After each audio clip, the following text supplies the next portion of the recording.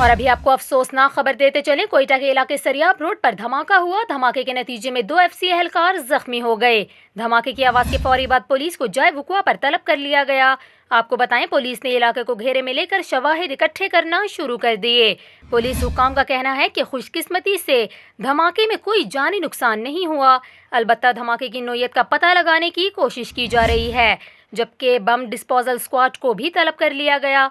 आपको बताएं, पुलिस हुकाम के मुताबिक सरियाब के इलाके निजी अस्पताल के करीब धमाका हुआ, जिसके नतीजे में गश्त पर मामूर 2 एफसी एहलकार जख्मी हो गए। पुलिस हुकाम का कहना है कि जख्मी एहलकारों को फौरी तौर पर एफसी अस्पताल मुंतकिल किया गया है।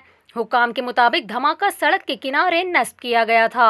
आपको बताएं, इससे कबल गुज़िश्ता रोज तुरबत और कोयटा में दहशतगर्दी के 2 अलग अलग वाक़यात में एफसी के 3 एहलकार शहीद हुए, जबकि 5 जख्मी हो गए थे।